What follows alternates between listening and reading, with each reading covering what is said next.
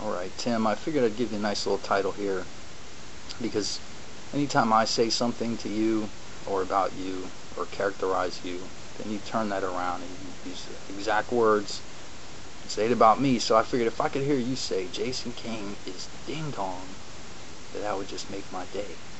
I'd be so happy. I could barely contain myself. But when you said some of the things you said in this last video, it got me confused. So what I did was I went back and I looked at where this started and where it's gone.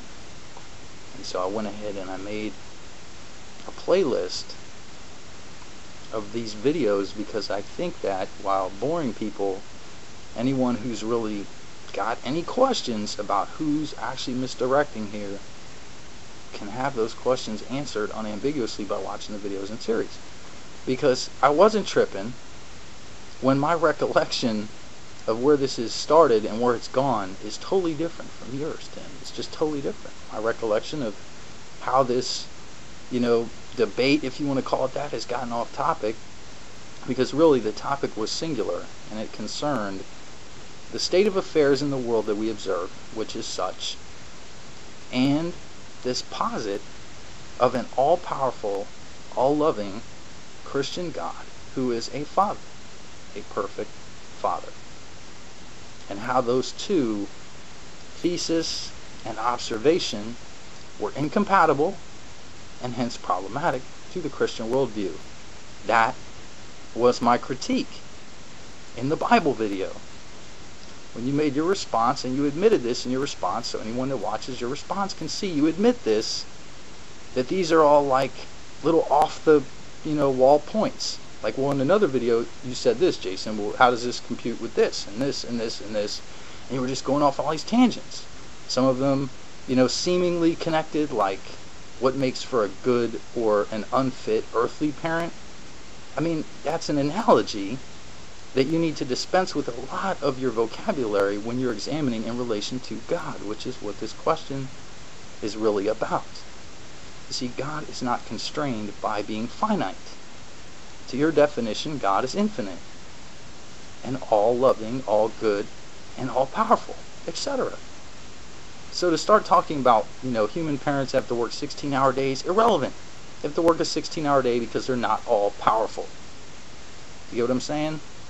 So while you're talking about these certain things that may be relevant to you, or to just like a sit down and have a beer conversation, they're not relevant to this entire thread at all.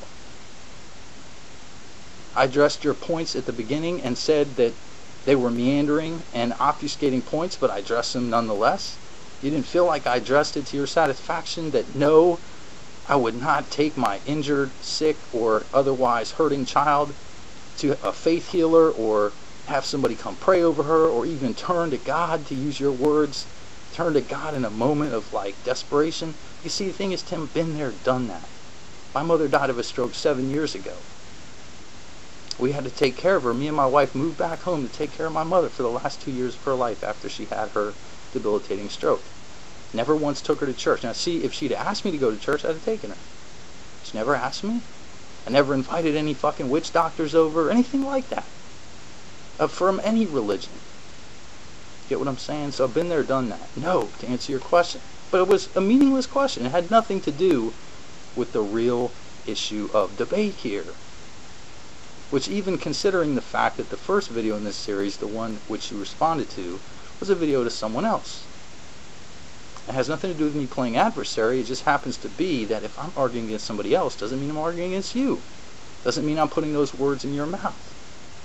So, when you're responding to my response to somebody else, you have to keep that in mind.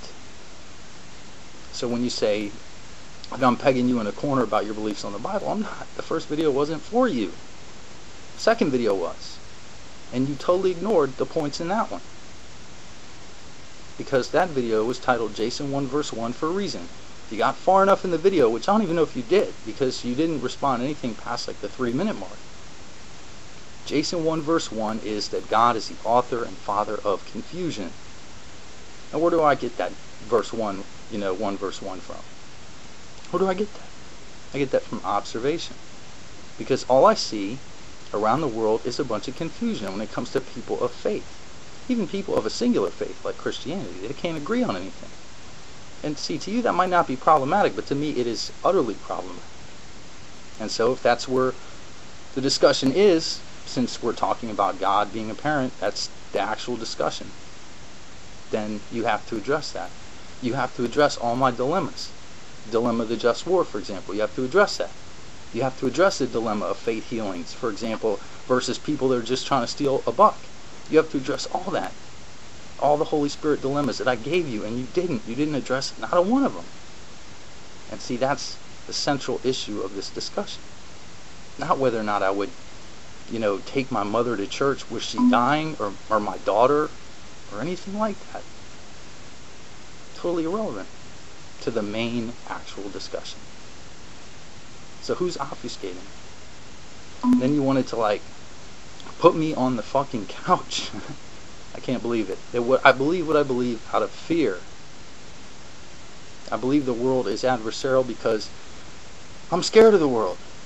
You know what I mean? Not really. This is scientific fucking observation. The world is adversarial. That's how evolution progresses. That's how life progresses. It's a competition for scarce resources.